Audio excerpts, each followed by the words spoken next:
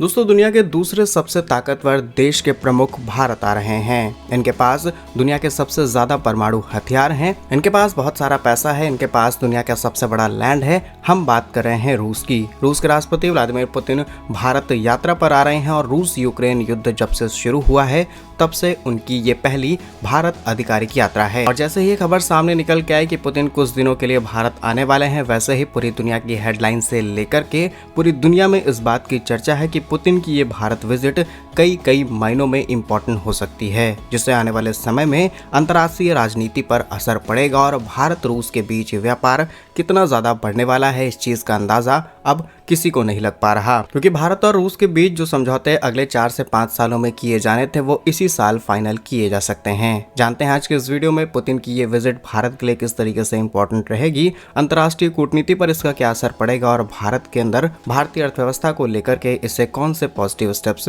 लिए जाएंगे। यदि आपको हमारा काम पसंद आए, वीडियो को लाइक, चैनल को सब्सक्राइब जरूर कीजिएगा। खबर यह है कि रूस के राष्ट्रपति व्लादिमीर पुतिन 5 दिसंबर 2025 को भारत यात्रा पर आ रहे हैं। रूस यूक्रेन युद्ध जब से शुरू हुआ तब से उनकी भारत पहली यात्रा है, जहां पर भारत आते ही सबसे पहले द्विपक्षीय संबंधों पर किस तरीके से आगे बढ़ा जाए उस पर बातचीत की जाएगी। तेल का समाधान किस तरीके से निकाला जाए इस पर बातचीत की जाएगी और कुछ नए रूट्स जिससे हम तेल सीधे रूस से भारत इंपोर्ट करा पाएं इस पर भी बातचीत की जाएगी। फिलहाल ये सारी चीजें डिस्कस करने के लिए विदेश मंत्री डॉक्टर एस जयशंकर जी ऑलरेडी रूस पहुंच चुके हैं और ये कोई नई बात नहीं है, बल्कि हमेशा से ऐसा ही होता आया है कि जो भी डील्स की जानी है वो डिप्लोमेटिकली पहले डिस्कस कर ली जाती हैं, उसके बाद दोनों देशों के प्रमुख उनकी अनाउंसमेंट करते हैं। फिलहाल रूस के राष्ट्रपति की ये 23वीं वार्षिक भारत रूस शिखर समझौते की बैठक होगी, जिसमें ऊर्जा, रक्षा, व्यापार सभी मुद्दों पर चर्चा की जाएगी। अब कुछ इंपॉर्टेंट पॉइंट बताते हैं इस रिपोर्ट के, जहां पर किन किन चीजों पर बातचीत की जानी और भारत को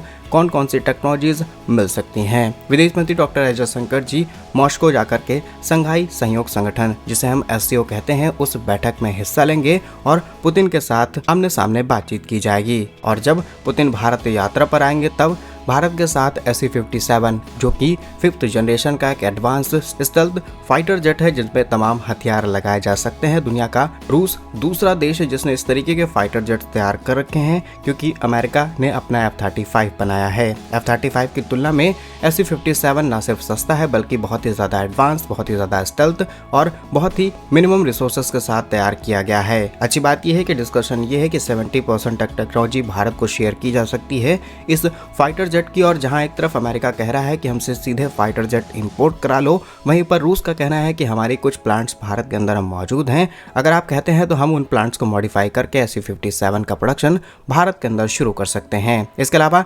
S-400 एयर डिफेंस सिस्टम की 5 और यूनिट भारत खरीद सकता है। अब इसके पीछे लॉजिक बहुत सिंपल सा है, क्योंकि ऑपरेशन सिंदूर के दौरान S-400 ने पाक से आने वाले तुर्की के, चाइना के किसी भी हथियार को छोड़ा नहीं। जो भी आता गया उसे मार मार के गिराता गया और इसकी परफॉर्मेंस को हमने कुछ इस तरीके से टेस्ट किया है कि सच में भारतीय सेना इस हथियार की फैन हो चुकी है। लेकिन डिफेंस मिनिस्टर राजनाथ सिंह जी का कहना है कि हम ये हथियार खरीदना तो चाहते हैं, लेकिन इसकी कुछ यूनिट भारत आए, बाकी यूनिट्स का प्रोडक्शन भारत के अंदर किया जाए ताकि हम आत्मनिर्भर बन सकें। वहीं तीसरा समझौता भारत और रूस के बीच ये हो सकता है, जिसमें S-500 यानी कि S-400 का ही एडवांस वर्जन, जिसकी रेंज लगभग 500 किलोमीटर होगी, इसकी को डेवलपमेंट भारत के अंदर की जाए। अब ऐसा पहली बार तो है नहीं कि भारत रूस मिलकर के ऐसा कोई काम करेंगे, क्योंकि ब्रह्मोस मिसाइल को भारत ने और रूस ने मिलकर के ही तैयार किया है और आज ब्रह्मोस मिसाइल की सफलता आप देख पा रहे हैं। फिलीपींस, ग्रीस, वियतनाम, साइप्रस और कई पड़ोसी देश भारत से हथियार खरीदना चाहते हैं और भारत ने भी प्रोडक्शन को बड़े स्तर पर शुरू कर दिया है। रिसेंटली लखनऊ यूनिट का इनॉग्रेशन किया गया, जहां पर